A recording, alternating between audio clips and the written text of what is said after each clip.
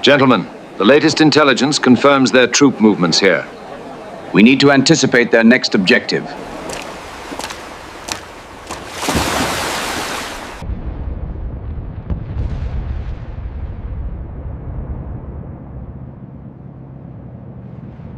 Move! We need to take that ridge!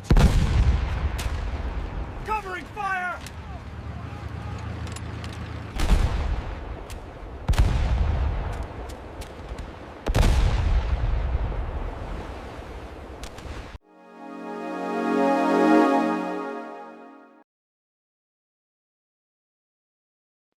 World War II was not only a clash of armies and machines, it was a war of minds, fought as much in secret as on the battlefield. By 1943, Europe had been bleeding for nearly 4 years. Cities lay in ruins, families were torn apart, and soldiers from countless nations had already perished in numbers too large to comprehend. The Allies had clawed their way back from near disaster. They had halted Hitler's advance in the skies above Britain, and in the deserts of North Africa they had turned Rommel's Afrika Korps back toward Europe, yet the road ahead remained perilous. The Nazi war machine still controlled vast stretches of the continent, and Fortress Europe loomed impenetrable. Leaders in London and Washington knew that without bold new moves, the war could drag on for years more. Against this backdrop of desperation and determination, one of history's most bizarre and brilliant acts of deception was conceived in operation so unlikely that even today it feels like the plot of a spy thriller. In 1943, the Mediterranean Sea became the stage where the future of the war would be decided. The Allies had beaten Axis forces in North Africa, and now the question was where to strike next. Sicily, the largest island in the Mediterranean, stood as the obvious target, a stepping stone into Italy, and from there, into the very heart of Europe. But obviousness was dangerous. German generals expected such a move, and Hitler himself poured men, weapons, and fortifications into Sicily. Pillboxes, artillery nests, and airfields bristled with defenses. To storm Sicily without diversion would be to hurl Allied troops into a meat grinder. Commanders in London understood this. They knew they could not rely on strength alone. They needed guile, a trick to pull German eyes away from where the blow would actually fall. What followed would become one of the strangest deceptions ever attempted in modern warfare.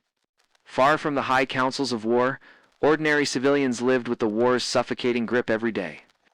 In London, nights were filled with the haunting wail of sirens, followed by the dull thunder of German bombs tearing through neighborhoods.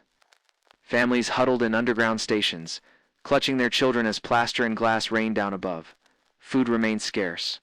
Queues for rations snaked around city blocks. In Sicily, life was no easier. Villagers stocked cellars with what little they had, reinforcing homes with makeshift sandbags and boards. They watched the skies anxiously, aware that one day soon foreign soldiers might come storming across their shores. The war was total. It reached into kitchens, schools, and the minds of children who grew up with fear as their constant companion. And yet, in hidden rooms far from these daily struggles, a handful of British officers were about to gamble everything on a plan that would alter the fates of these same civilians. The British knew Hitler's paranoia could be both a weapon and a weakness. If they could plant convincing evidence of an invasion elsewhere, they might persuade the German High Command to shift troops away from Sicily. Even a temporary diversion could make the difference between success and slaughter. The problem was how to do it. False radio transmissions could be intercepted, but the Germans were wary. Fake troop movements might be dismissed as too convenient. The deception had to feel organic, accidental, and undeniable. The answer came in the form of an idea so strange that many dismissed it at first. Deliver false secrets not through codes or messages, but through the body of a man who never lived. It would be audacity itself, wrapped in the quiet dignity of death. And if the Germans believed it, the Mediterranean could be cracked wide open. At the center of this plan were two men, Lieutenant Commander Ewan Montague and Squadron Leader Charles Chumley. Montague, a barrister by training, possessed a sharp legal mind and an eye for detail. Chumley, tall and eccentric, seemed almost plucked from a spy novel himself, with a flair for unconventional thinking. They were part of Britain's Naval Intelligence Division, where creativity was as valued as calculation.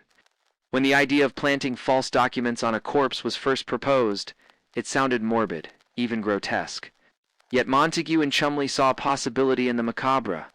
They understood that the very absurdity of the plan might be its strength. Who would suspect the Allies of stooping to such a bizarre method? Their task was clear but daunting. Take a lifeless body and transform it into the most convincing secret agent of the war. The body would need to carry more than papers, it would need to carry a life story. If the Germans were to be fooled, the corpse had to be someone credible, someone whose existence would withstand scrutiny. The search began quietly in London, away from headlines and public gaze. Hospitals and morgues were consulted discreetly, their ledgers combed for someone who had died in a way compatible with the story they intended to tell. The person had to have no surviving relatives to ask awkward questions. Eventually, they found their candidate, a man who had died tragically and anonymously, with no one to claim him. In life, he had been overlooked. In death, he would be remade as a soldier of fiction, a man destined to save thousands he never knew. He was given a name that never existed, Major William Martin of the Royal Marines. The choice of identity was deliberate. Major was a rank respectable enough to carry important documents, but not so high as to attract unwanted scrutiny. The Royal Marines provided the perfect cover and officer who could plausibly be sent on secret missions across the Mediterranean. Now came the delicate task of turning a corpse into a man with a history. Montague and his team crafted the pocket litter, mundane personal effects that would bring Martin to life. In his wallet were theater ticket stubs, a bill from his tailor, and a receipt for a modest overdraft at the bank. Each object told a story. Here was a man who enjoyed the theater, who bought cigarettes, who occasionally mismanaged his finances. Every detail had to feel organic, for true deception lay not in bold lies, but in believable ordinary truths. But no story of a soldier felt complete without the trace of love. So into his wallet went a photograph of an invented a young woman whose soft smile suggested warmth and longing. She was named Pam, and to complete the illusion. The team penned a series of affectionate letters, their handwriting chosen to feel authentic, their tone tender yet mundane. All the love in the world, darling. Pam. One line reads simple words that carried extraordinary weight in their mission. The Germans, Montague reasoned, would search his belongings not just for military intelligence, but for proof of his humanity. A man in love was more real, more believable. Thus, Major Martin was given not only rank and duty, but also a heart that beat only in fiction. The centerpiece of the deception was, of course, the documents. Inside a briefcase attached securely to Martin's body were letters between senior British officers, written to suggest that the Allies planned to invade Greece and Sardinia. Sicily was mentioned only in passing, as though to dismiss it. The wording was careful, formal enough to be believable, casual enough to seem genuine. These papers were designed to play directly into Hitler's anxieties. For weeks, the team rehearsed every angle of plausibility. How would the papers survive immersion in seawater? Would the ink smudge just enough to appear authentic? Could the Germans truly believe they had stumbled upon intelligence so valuable? The answers were never certain, and the doubts gnawed at the conspirators. But in war, certainty was a luxury no one could afford. Outside the walls of naval intelligence, life went on. In London, ration queues grew longer. Women patched uniforms for brothers and sons sent abroad. Children played in bombed-out streets, using rubble as their playground.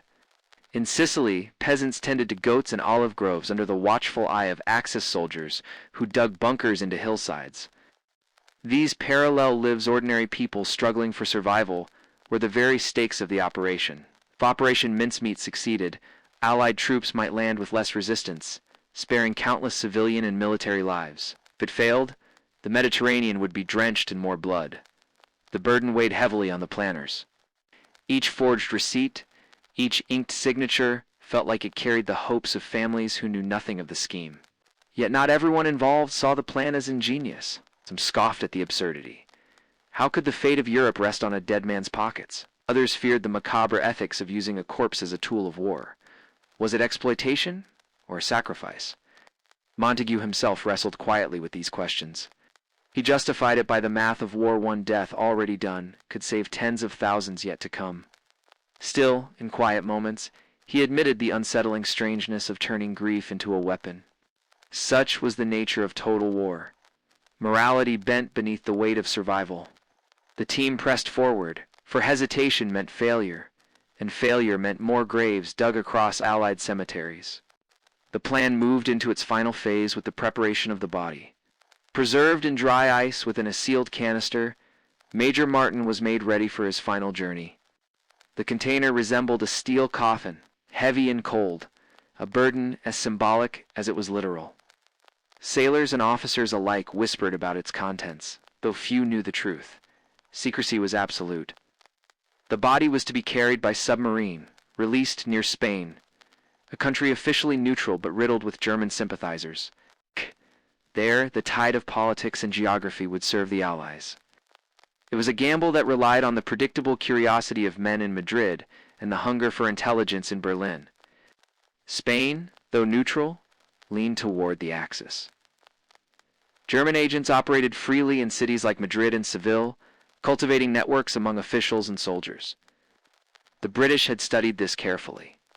If a body carrying secrets washed ashore, Spanish authorities were almost certain to share it with their German contacts. It was, in effect, a delivery system without fingerprints. Montague and Chumley trusted not just in forged documents, but in human nature itself, the irresistible lure of gossip, ambition, and intrigue. They counted on men they had never met, in offices they would never see, to carry their deception forward. The war, they knew, often turned on such unseen hands. The chosen vessel for the mission was HMS Seraph, a Royal Navy submarine tasked with clandestine operations. Its captain, Bill Jewell, was a disciplined man, well-versed in carrying orders without asking unnecessary questions. When the steel canister was loaded aboard, wrapped in secrecy, the crew's curiosity was palpable. Was it a weapon, a device, a treasure? None could guess. They were told only that their mission was of the highest importance. As the submarine slipped beneath the waves, leaving Britain's shores behind, the men aboard carried not just torpedoes and charts, but a coffin whose occupant was about to become one of history's strangest spies. The journey across the Atlantic was tense and claustrophobic. Inside the submarine, the air was thick with diesel fumes and sweat. Sailors slept in narrow bunks, their bodies pressed against cold steel. The engines drummed constantly, vibrating through every surface. Above them, the sea was a dangerous expanse, prowled by enemy patrols. Yet within the cramped hull, the canister rested silently, its secret undisturbed. The crew, restless and wary, could only imagine what lay inside. Each mile brought them closer to Spain, closer to the moment when deception would be set adrift into history. Finally, in late April 1943, HMS Seraph reached the waters off Huelva, a coastal town in southern Spain. The crew surfaced under cover of night. The stars glittered coldly above, the sea stretched dark and infinite, and the air carried the chill of destiny. The canister was dragged onto the deck, its metal sides slick with condensation. Captain Jewell and a handful of officers gathered around it, their breaths visible in the night. With solemn precision, they opened it, releasing the lifeless form of Major William Martin into the waves. Weighted by his uniform and gear, he slipped into the Black Sea, his final mission begun.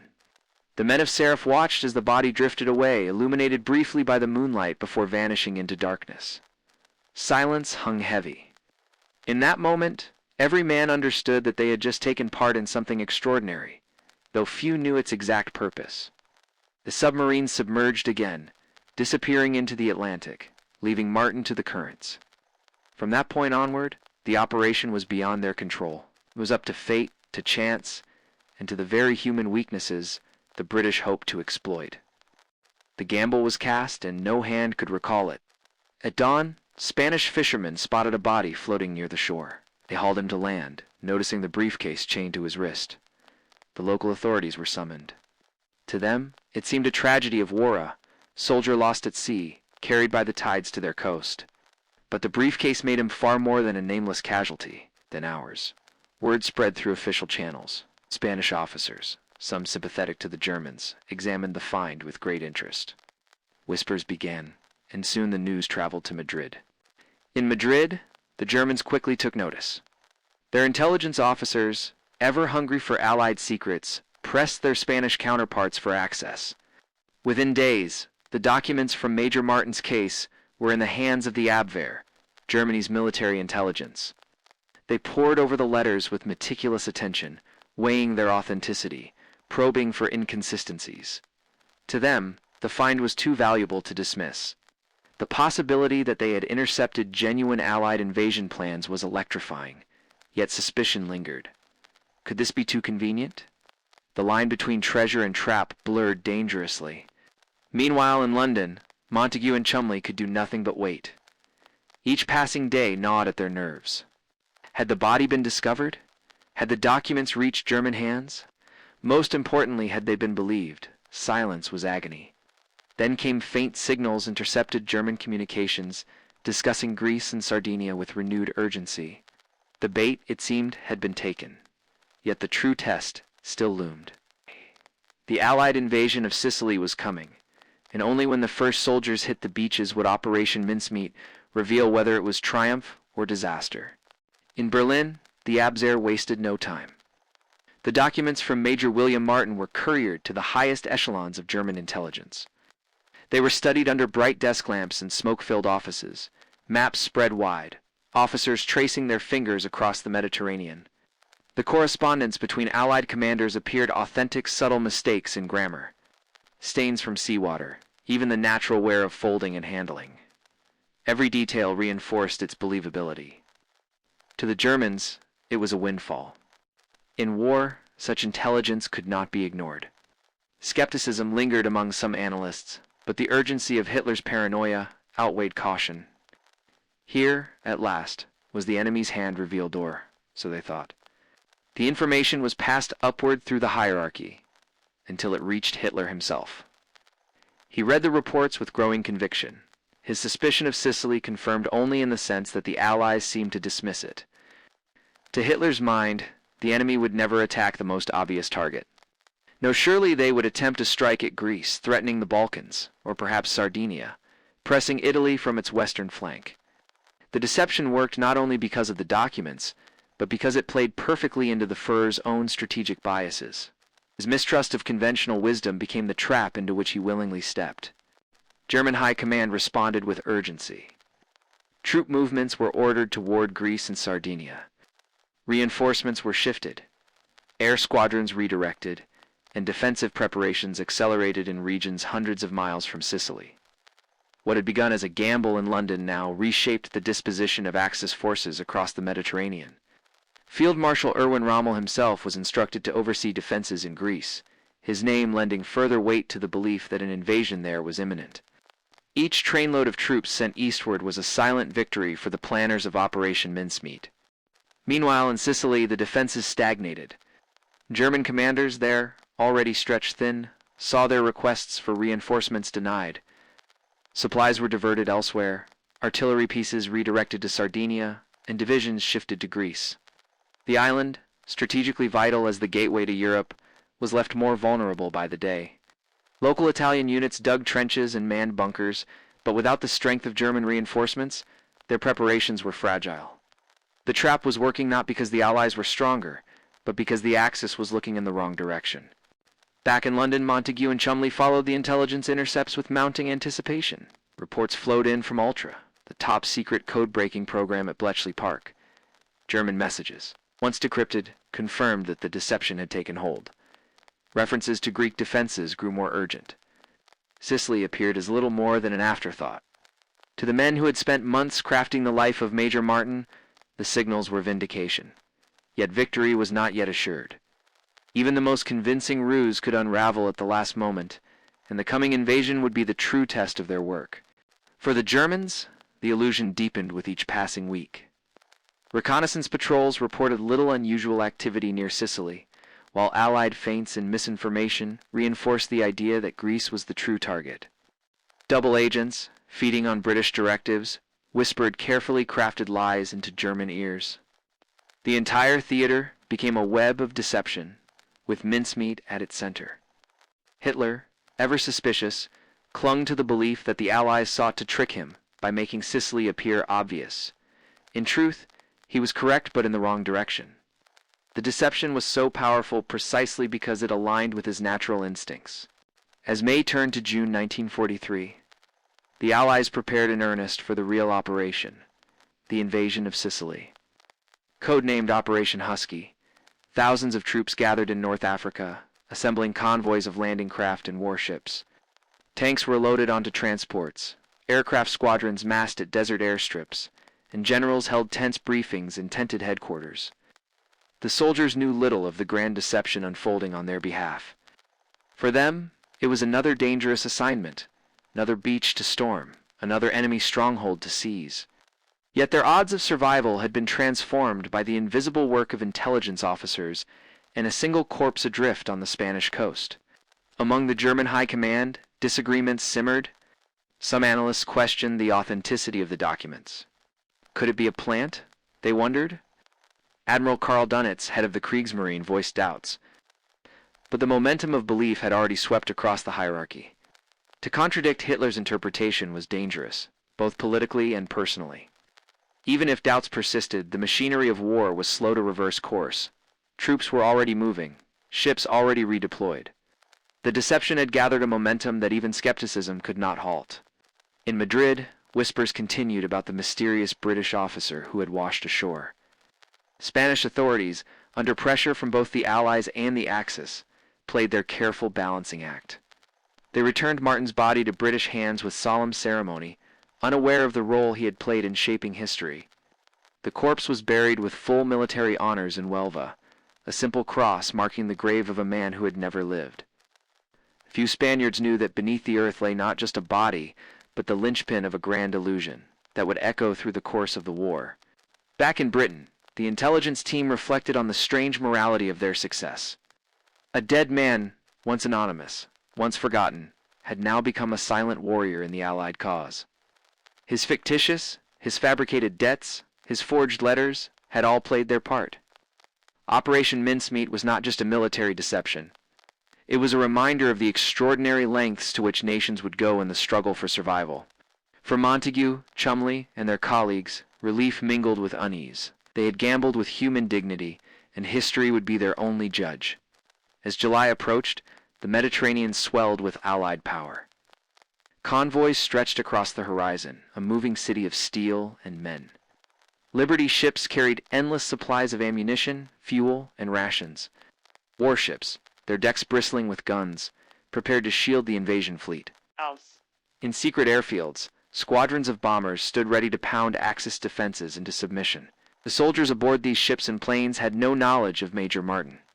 They did not know that their survival, in part, depended on a corpse who had drifted silently into Spanish waters months earlier. Hitler, convinced of the threat to Greece, issued direct orders to strengthen its defenses. Entire divisions were moved, their tanks grinding across dusty Balkan roads. Coastal batteries were reinforced, and Rommel was tasked with overseeing elaborate fortifications. Sardinia, too, bristled with fresh troops and artillery. The Germans prepared for battles that would never come, their resources stretched thinner with every passing day. Meanwhile, Sicily remained exposed, glaring oversight masked by their misplaced confidence. The irony was profound. In trying to anticipate deception, Hitler had become its victim. In Sicily itself, Italian morale was low. Civilians lived in fear of Allied bombing raids, their towns scarred by craters and rubble. Soldiers dug trenches in rocky soil, but many lacked faith in their leaders.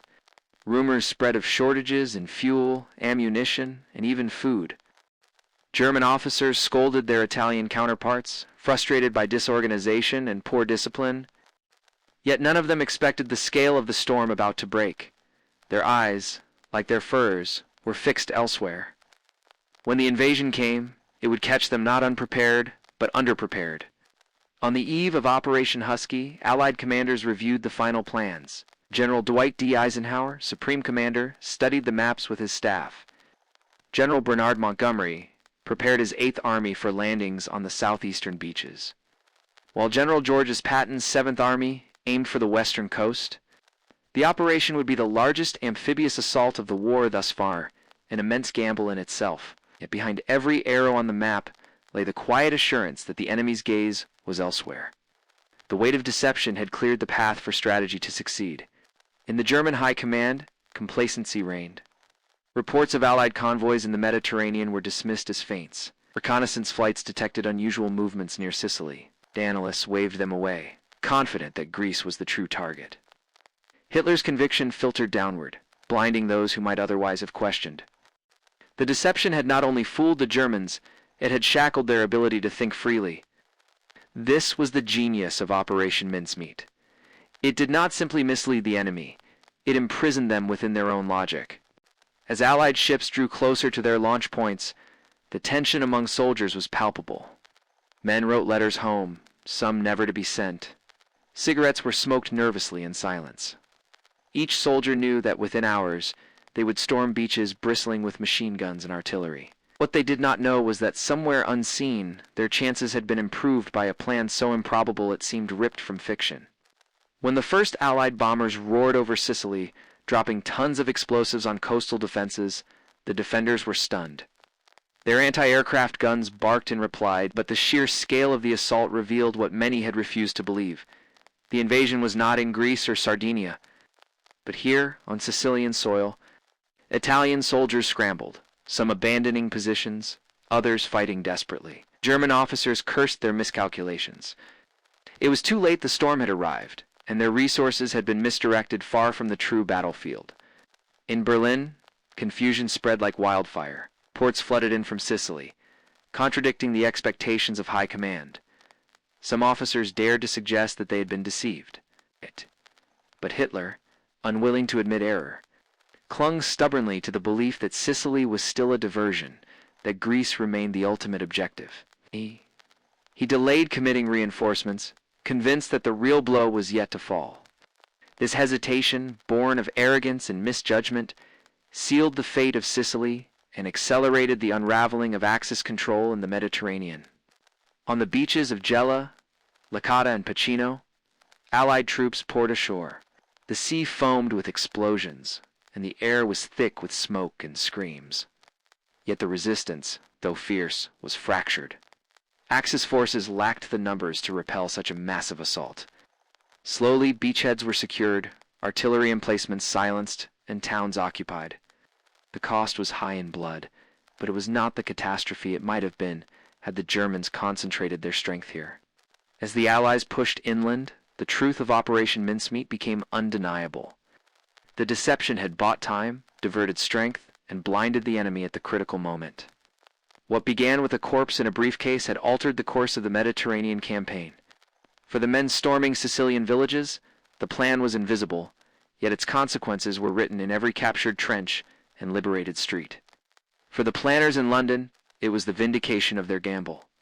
And for history, it was proof that sometimes the strangest weapons fabricated letters, a photograph of a fictitious, the silent body of a man who never lived, could change the fate of nations. The invasion of Sicily quickly transformed from a daring gamble into a brutal campaign. Once the beaches were secured, Allied forces pressed inland through winding roads, rocky hills, and villages clinging stubbornly to ancient stone. German and Italian troops fought with tenacity, using the terrain to their advantage. Tanks struggled along narrow lanes, and paratroopers clashed in olive groves under a merciless sun. Civilians watched in terror from shuttered windows as artillery shells reduced their homes to rubble. For many, the war was no longer distant. Thunderit had arrived at their doorsteps with fire and steel. Children bore the trauma most visibly. In villages like Caltagirone and Ragusa, youngsters peered wide-eyed from cellars as firefights raged outside. Some carried memories of Axis soldiers commandeering their schools, now replaced by Allied troops distributing rations of chocolate and canned meat. To them, war blurred between occupiers and liberators. Both carried guns, both brought destruction. Yet for the first time in years, there was also a flicker of hope. Whispers that the end of Mussolini's grip might be near, that the world could change beyond the sound of bombs. For the Italian army, morale collapsed as rapidly as the Allied advance. Many units surrendered without firing a shot, weary of fighting for a regime that had lost their trust. Young conscripts, ill-fed and ill-equipped, deserted in droves, their uniforms discarded in ditches. German officers scorned their allies, often taking over defensive positions themselves. This disunity weakened the Axis effort further, creating cracks that Allied forces exploited. The rift between Germans and Italians grew deeper with every retreat, foreshadowing the political collapse that would soon follow in Rome. Amid the chaos, Allied commanders pushed aggressively. General Patton drove his 7th Army westward with relentless energy, capturing key towns at lightning speed. His tanks thundered through dusty streets, their tracks grinding over cobblestones. Montgomery's 8th Army, advancing more cautiously in the east, faced stiff resistance from entrenched German units. The two approaches, Patton's audacity and Montgomery's methodical precision, revealed the contrast in leadership styles, but together they formed a pincer that steadily closed around the defenders. The fate of Sicily hung in the balance, but the tide was turning unmistakably in the Allies' favor. For civilians, survival meant improvisation.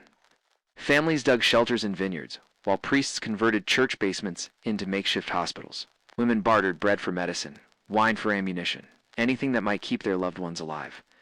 The sound of Allied aircraft overhead brought both dread and relief. Dread of the bombs they carried, relief that Axis convoys were being struck.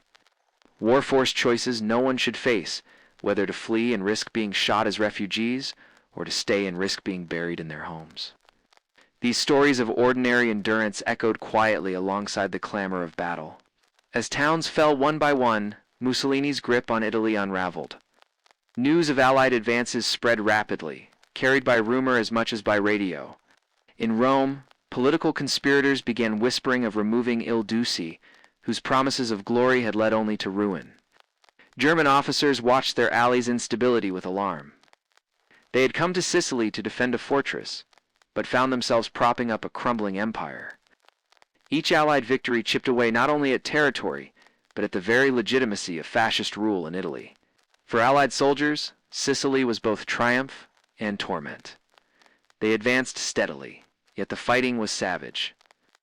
Heat and dust coated their uniforms, while German snipers turned every ruined farmhouse into a deadly trap. Paratroopers landed scattered in the night, many killed before reuniting with their units. Medics worked tirelessly in field hospitals, blood soaking their smocks as they patched the torn bodies of men barely out of boyhood. War was no longer abstract strategy. It was sweat, screams, and sacrifice. Still, morale held firm. Every mile gained felt like justice for years of suffering under Axis rule. German commanders, realizing too late the true objective, scrambled to salvage their defense. Panzer divisions struck back fiercely, counterattacking with precision and ferocity. The countryside echoed with the clash of steel and the roar of artillery. Yet the Allies' numerical and logistical superiority, bolstered by their control of the sea and sky, proved insurmountable. Each counterattack was repelled, each attempt at encirclement broken. The Germans fought with discipline, but they were shadows of the juggernaut that had once stormed across Europe.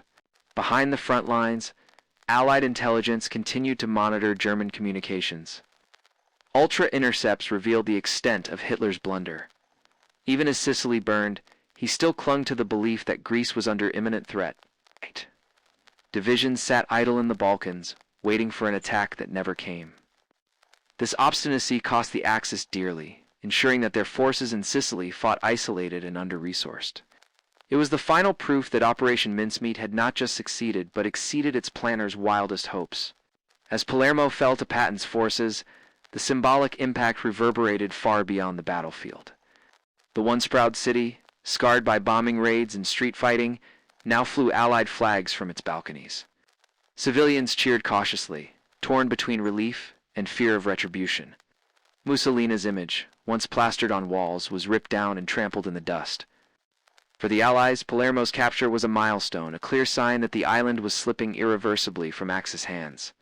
For Rome, it was an omen that Il Duce's days were numbered. In villages newly liberated, Allied soldiers distributed rations to starving families. Children clutched tins of meat and powdered milk, their eyes wide at the unfamiliar abundance. Some troops gave away their own chocolate bars, small gestures that bridged the gap between occupier and savior. Yet liberation was not without its shadows. Civilians who had collaborated with the fascists faced reprisals, dragged into streets by angry neighbors. Justice and vengeance blurred, as war rarely distinguished between them. Still, in the laughter of children tasting chocolate for the first time, there was a fragile glimpse of humanity restored. By late July, the Axis position in Sicily was collapsing. German commanders planned a withdrawal across the Strait of Messina, aiming to salvage as many troops as possible for the defense of mainland Italy. Bridges were rigged with explosives, convoys prepared under the cover of night. Yet even in retreat they fought bitterly, determined to buy every hour of delay. For the Allies, the challenge was not merely to win Sicily, but to prevent their enemies from escaping to fight another day. The final act of the Sicilian campaign loomed, promising both triumph and tragedy. As Axis troops prepared to evacuate, Mussolini faced the reckoning of his failed leadership. In Rome, the fascist Grand Council moved against him, stripping him of power. He was arrested, his once unshakable authority crumbling overnight. Italians awoke to the shocking news that their Duce was gone, toppled not by foreign invaders but by his own countrymen. For many it was a moment of stunned disbelief. For others, a surge of hope that the nightmare might finally end. Yet Mussolini's fall did not end. Italy's suffering it merely ushered in a new chapter of turmoil. On the ground in Sicily, fighting raged even as Mussolini's fate was sealed. German rearguards held firm, laying ambushes and delaying Allied advances with ruthless efficiency. Villages became fortresses, every street a battleground. Civilians were caught in the middle, their homes reduced to ruins by shellfire. Allied commanders pressed their troops harder, aware that each day lost allowed more Germans to slip away. The campaign was not a clean victory. It was a grinding struggle, measured in blood and rubble. In Messina, the final stronghold, German engineers worked tirelessly to orchestrate an evacuation under Allied bombardment. Night after night, ferries carried troops, vehicles, and supplies across the narrow strait to mainland Italy. Smoke screens cloaked the water, while artillery duels thundered overhead. Despite Allied efforts to cut them off, tens of thousands of German soldiers escaped bloodied, but alive to fight again. For the Allies, the capture of Sicily was complete, but the enemy had not been annihilated. The road to Rome lay ahead, and with it, battles as fierce as any yet fought. The fall of Sicily sent shockwaves across Europe. In Germany, doubts about Hitler's judgment deepened, though few dared voice them openly. Among Italians, the collapse of fascism ignited both celebration and chaos. Allied propaganda trumpeted the victory as proof of inevitable triumph. While resistance movements across occupied Europe drew inspiration for Mussolini's downfall, Operation Mincemeat had not only enabled a military victory yet, had helped destabilize an entire regime. Its impact rippled far beyond the shores of the Mediterranean. For British intelligence, the success was both exhilarating and sobering.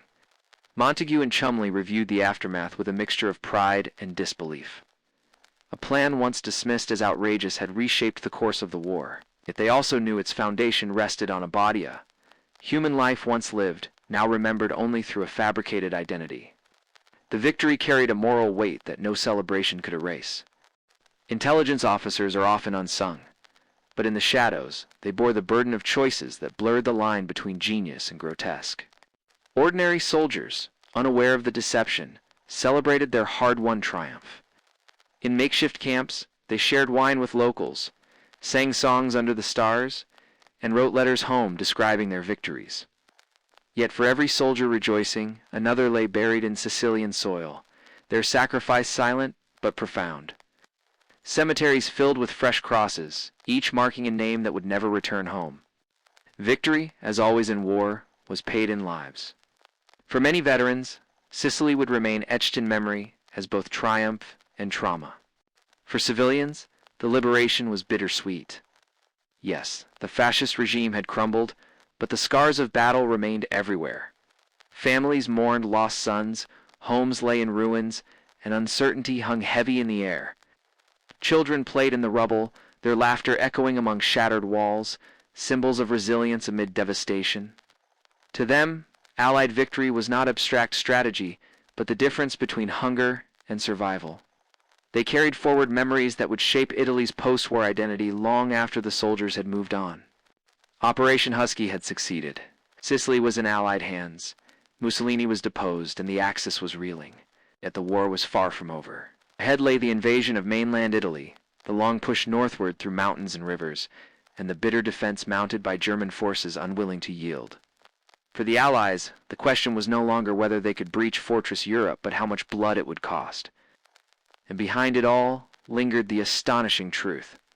The road to this victory had begun not with armies, but with a corpse carrying lies into the sea. The aftermath of Sicily's invasion sent shockwaves through Europe. German units scrambled, redeploying from France and the Balkans, leaving crucial fronts weakened. Hitler himself, furious and humiliated, demanded explanations from his intelligence chiefs. He could not comprehend how his vast spy network had failed to detect the true Allied intentions. Meanwhile, in London, the masterminds of Operation Mincemeat were receiving top-secret reports confirming that the deception had worked beyond their most ambitious hopes. For them, it was vindication of a plan that had once seemed ludicrous, a corpse floating in the sea carrying lies. But the men behind the scheme also felt a weight. The realization that real lives had hinged on their gamble, and thousands had been saved because of it. The ripples of mincemeat spread far beyond Sicily. With German defenses stretched thin, the Allies began preparing for the next monumental step, the invasion of mainland Italy. Rome, once the heart of Mussolini's empire, was now vulnerable. Civilians across the Mediterranean witnessed convoys of Allied ships pushing further north, their decks stacked with supplies, their skies filled with aircraft. Each move was aided by the confusion sown months earlier by a single false identity. It was as if Glyndwr Michael, the homeless man who became Major Martin, was marching with them, a silent ghost whose sacrifice altered the course of history. As Allied forces advanced, Mussolini's regime began to unravel. Italians, once fed fascist propaganda, now saw Allied tanks rolling through their countryside and liberation forces entering their cities. For many, relief was mixed with fear. The destruction of war was still immense, and German reprisals brutal, yet hope flickered where once there was only despair. The strategic deception had not only changed the battlefield, but it also shortened the war for countless civilians. Children who had hidden from bombings were now peeking out into streets lined with foreign soldiers, sensing that the world was shifting in their favor. Back in Britain, the men of British naval intelligence watched the war unfold with cautious pride. Charles Chumley and Ewan Montagu, odd duo who had dreamed up this outrageous scheme, remained largely anonymous, their contributions hidden behind official secrecy. They returned quietly to their other duties, their offices filled with maps, intercepted signals, and the constant hum of typewriters. To them, mincemeat was not just a victory, it was proof that creativity, audacity, and a touch of dark imagination could bend the outcome of global conflict. But even in their success, they wondered, had they gone too far in playing God with a man's identity? The ethics of the operation were a shadow no one could quite dispel. Glyndwr Michael, whose body became Major Martin, had never volunteered for the mission. His fate had been decided by strangers who saw opportunity in tragedy. Some officers justified it as necessary. The body had saved countless Allied and civilian lives. Others, however, wrestled with unease. Was it right to exploit the nameless dead for war? In secret corners of Whitehall, this question lingered, never fully answered. Yet history had already judged the operation a success, and war seldom allowed room for moral clarity. News of the invasion's success spread across occupied Europe like sparks on dry grass. Resistance groups in France, Greece, and the Balkans gained hope, seeing the German war machine falter. They could not have known that part of this turning tide was due to a single set of documents, planted with surgical precision. For them, the victories were proof that liberation was possible. Radios crackled with updates, and in dimly lit basements, partisans whispered encouragement to one another. The Allies were coming, and the Reich was not invincible. Mincemeat had set the stage for these ripples of defiance. Meanwhile, in Spain, the memory of the corpse washed ashore remained vivid among fishermen and local officials. Few knew the full truth of what they had stumbled upon. To them, it was a curiosity, a momentary brush with the secretive world of espionage. But within German archives, the incident was meticulously recorded, a case study in intelligence failure. For the Opfer, the German military intelligence agency, it became a mark of shame. Their overconfidence, their eagerness to believe the documents, had led Hitler astray. And the irony was bitter. They had fallen victim to the very sort of trickery they had so often tried to deploy themselves. As the war dragged on into 1944, the success of Operation Mincemeat became part of whispered legend within Allied intelligence circles. New recruits heard the tale with wide eyes. The idea that a single body could fool Hitler himself seemed almost like folklore. It gave them faith in the craft of deception, a reminder that wars were not only fought with guns and tanks, but with imagination and nerve. Yet, as with all secrets, its details were carefully guarded, buried beneath layers of classification. The world would not know the full truth for decades. For the families of soldiers who stormed Sicily's beaches and survived, gratitude was often mixed with silence. They never knew why German defenses had been thinner than expected, or why their odds of survival had been quietly improved by a stranger's sacrifice. In small English villages and American towns, letters home described battles survived, comrades lost, and the slow march northward. But behind each survival story was the invisible hand of Operation Mincemeat, unseen and unacknowledged, guiding destinies without ever being named. In the war rooms of Berlin, however, bitterness festered. Hitler's trust in his intelligence services eroded, sowing discord among his generals.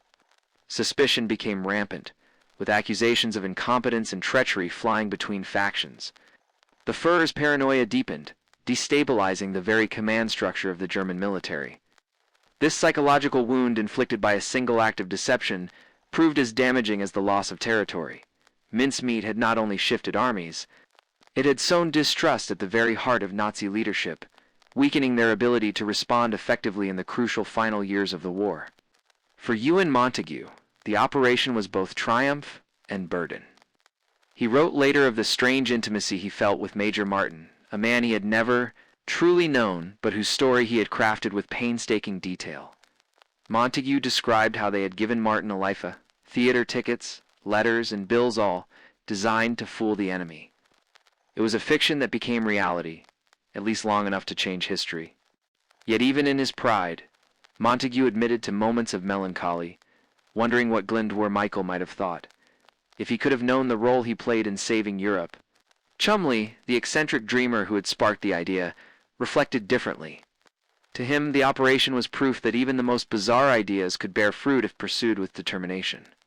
He took a kind of mischievous pride in having tricked one of the most feared regimes in history with little more than a corpse, forged papers, and a gambler's nerve.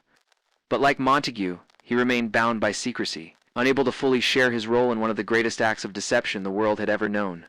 His contribution would remain in the shadows, recognized only decades later. The ripple effects of Mincemeat were still being measured as the Allies turned their eyes toward France. With Italy collapsing and German forces stretched, plans began for the largest invasion in history, D-Day. The lessons of deception learned in Mincemeat would prove invaluable. Entire units were tasked with creating false armies, phantom divisions, and radio chatter designed to mislead the enemy. The principles were the same: trick the Germans into defending the wrong place at the wrong time. Without Mincemeat's precedent, such bold deception might never have been attempted on the same scale. By 1944, deception was no longer just a tactic, it was an art form. Operation Fortitude, the grand deception before D-Day, would employ fake tanks, inflatable aircraft, and even the legendary General Patton leading a phantom army. These were the children of Mincemeat, born from the proof that imagination could rival firepower. Each scheme carried risks, but the confidence born from Sicily's success gave Allied planners courage. They knew now that Hitler could be fooled, and they intended to fool him again. The war for Europe's liberation was being fought not only on beaches and battlefields, but also in the realm of illusion. The connection between Mincemeat and D-Day is more than strategic, it is philosophical. Both relied on convincing the enemy to fight shadows instead of substance. Both demanded extraordinary attention to detail, from forged papers to phantom divisions. And both carried the same terrifying stakes. If discovered, tens of thousands of lives could be lost. Yet, because of Mincemeat, the Allies entered 1944 with proof that their deceptions could bend the war's trajectory. This legacy would echo across history, a reminder that sometimes the boldest lies carry the greatest truths. Even as the Allies pushed forward, the story of Glyndwr Michael remained unknown to the public. Buried in Huelva, Spain, beneath a simple headstone marked with his fictional rank and name, he lay uncelebrated, his true identity erased. Only a select few in intelligence knew the truth. To passers-by, he was just another casualty of war, his grave blending among countless others. Yet in reality, his body had carried the weight of millions of lives, his silent role as significant as any general's. His anonymity was both tragedy and triumph, forgotten by history, yet shaping its course. In time, whispers of the operation reached writers, journalists, and historians. But official secrecy remained unyielding, locking away documents in classified vaults. Rumors spread, half-truths circulated, and the tale took on mythical proportions. Some dismissed it as propaganda, others as fantasy too wild to be real. The truth, however, was even stranger than fiction. And those who knew remained silent, watching as the legend of Major Martin drifted into obscurity, waiting for the day it could finally be told. For the intelligence officers who lived through it, Mincemeat was a bittersweet memory. It had saved lives, but it had also required cold calculation, manipulation, and the exploitation of death. In quiet moments, some wondered whether victory had been worth the moral compromises. Yet the reality of war left little room for such doubts. History would remember victories, not hesitations. And so they carried on, their secrets locked away, their consciences left to wrestle in silence with the ghosts of the choices they had made. As the Allies prepared for DID, the full magnitude of Mincemeat's success became clear. Without it, the Mediterranean might have remained a fortress, the road to Italy barred, the timeline of liberation delayed. With it, the Allies gained momentum, a chain of victories cascading from Sicily to Rome and eventually to Normandy. The fate of Europe had been nudged by a dead man drifting ashore, reminder that history often pivots not on grand armies, but on small and probable events that ripple outward into destiny. And yet, as Europe edged closer to liberation, the story of Operation Mincemeat was far from over. For while its immediate impact was undeniable, its deeper legacy, the questions it raised about truth, deception, and the thin line between honor and manipulation would outlast the war itself. What happened to Major Martin after the guns fell silent?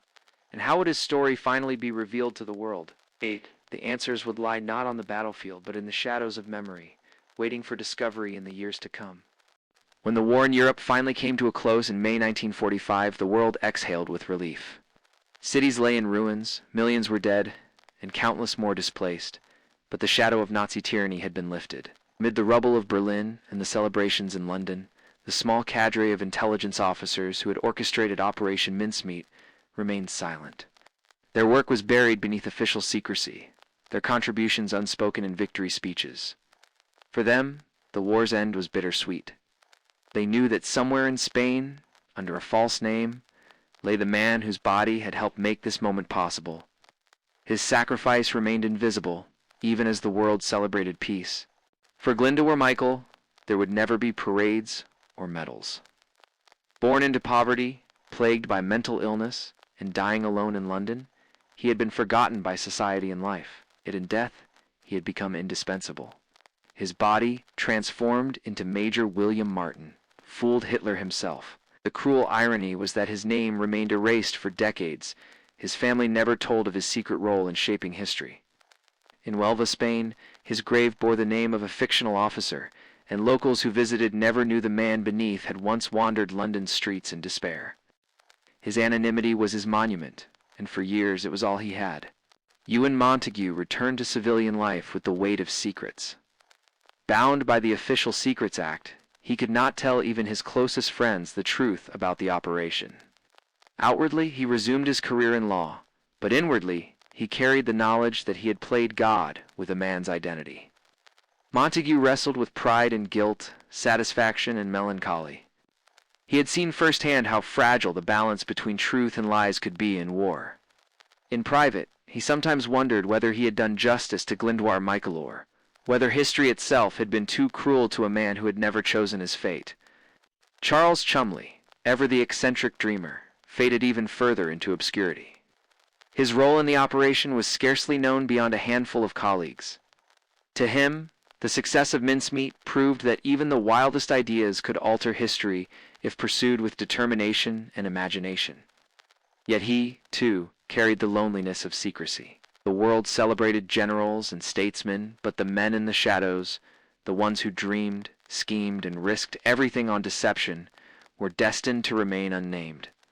Their greatest triumphs, locked away in archives, no one could read. Meanwhile, in Germany, Operation Mincemeat became a cautionary tale whispered among surviving officers. Documents recovered after the war showed just how deeply the deception had penetrated Hitler's decision-making.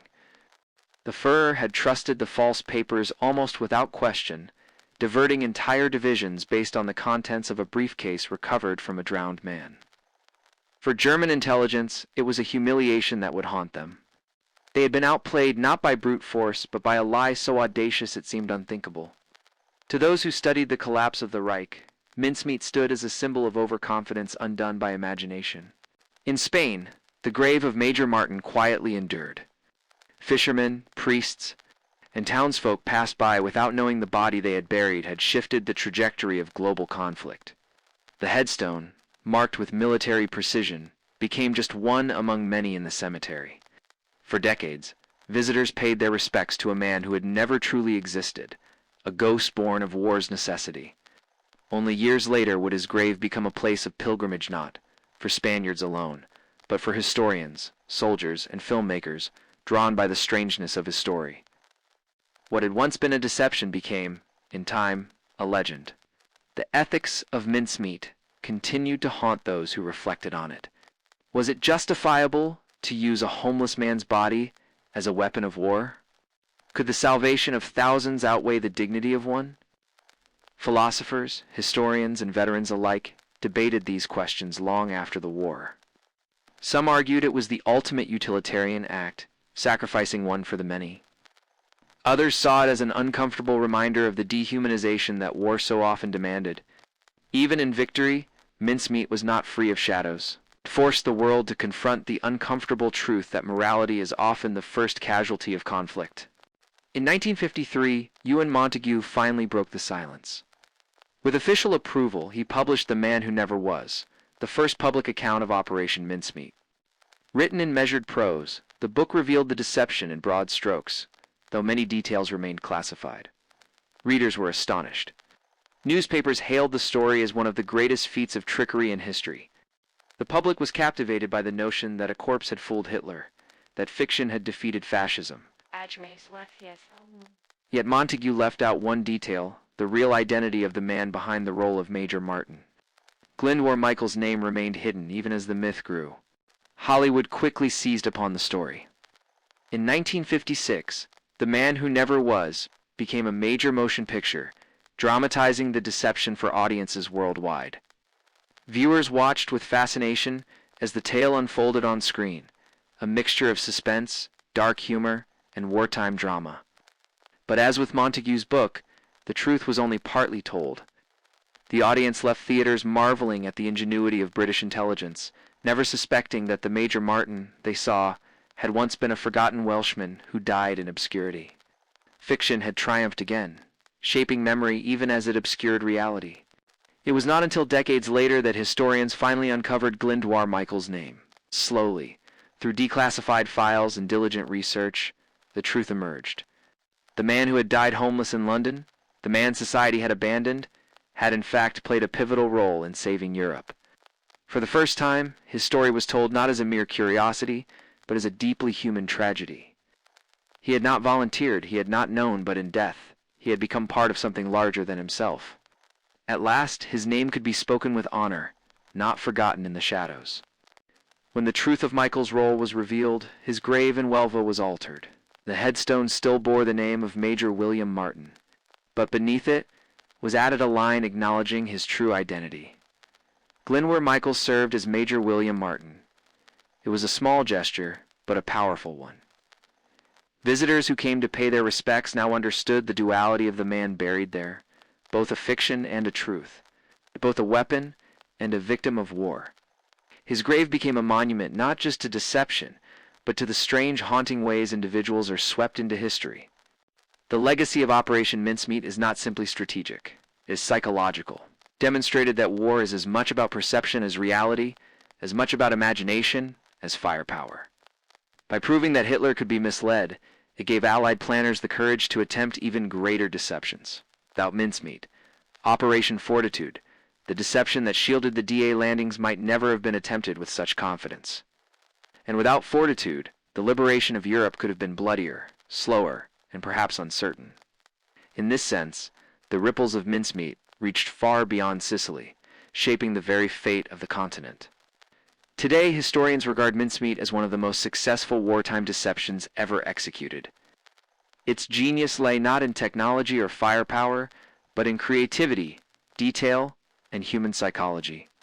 The forged love letters, the ticket stubs, the ink stains, every small touch lent authenticity to the lie. It was a story within a story, a life within a life, crafted so well that even the most paranoid dictator in history believed it. It stands as proof that the art of storytelling can be as lethal as any weapon, and that sometimes the pen and the lie can shape history as powerfully as the sword. Yet Mincemeat also reminds us of the fragility of truth in wartime. If lies can save lives, they can also destroy them. If a story can liberate Sicily, it can also enslave a people. The same techniques that tricked Hitler could just as easily be turned against free societies. This duality makes Mincemeat both inspiring and unsettling. It asks us to question not only how wars are won, but at what cost. It forces us to see war not as a clash of armies, but as a battle of minds, where reality itself becomes a contested battlefield. In the decades since, WWII's story has resonated in unexpected ways. Writers, filmmakers, and scholars continue to revisit his life and death. Drawn by the paradox of a man who was both forgotten and immortalized, both erased and celebrated, his tale is a reminder of the countless nameless dead of war. Those whose fates are lost to history, but whose sacrifices nonetheless shaped it. In honoring him, we honor them, all the invisible, the forgotten, the ordinary lives swept into extraordinary currents. Visitors to his grave today often leave flowers, coins, or handwritten notes. Some come out of fascination, others out of gratitude. They stand before the stone that bears two names and reflect on the strangeness of history, that a man who had nothing in life could give everything in death. For some, it is a place of mourning. For others, it is a place of awe. And for many, it is a place of uncomfortable reflection on the thin line between honor and exploitation, between sacrifice and manipulation, between truth and fiction. The war is long over, but the lessons of Mincemeat endure. Modern militaries study it as a model of psychological operations, proof that deception remains as potent as ever. In an age of disinformation, cyber warfare, and propaganda, its relevance is haunting. What once was a tale of forged letters and false identities has become a parable for our own time, a reminder that reality can be shaped, truth can be bent, and that the stories we believe can determine the fate of nations. For those who've lived through it, however, Mincemeat was not a parable, but a memory strange, surreal, and unforgettable. Veterans who stormed Sicily's beaches may never have known the man who saved them, but their survival carried his shadow. Intelligence officers who sat in smoky London rooms crafting lies may never have spoken of their triumph. Their silence carried pride.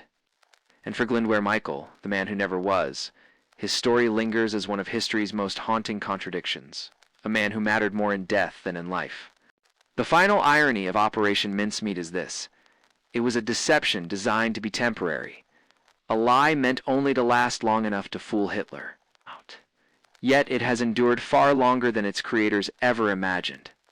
The name of Major William Martin has outlived the war itself, etched into history, literature, and film. What was once a ruse is now a legacy. The man who never was has become immortal, not through truth, but through fiction. And perhaps that is the strangest victory of all that in the end. The lie became the truth of his remembrance. And so, the story of Operation Mincemeat ends, where it began with a man who had nothing and yet gave everything.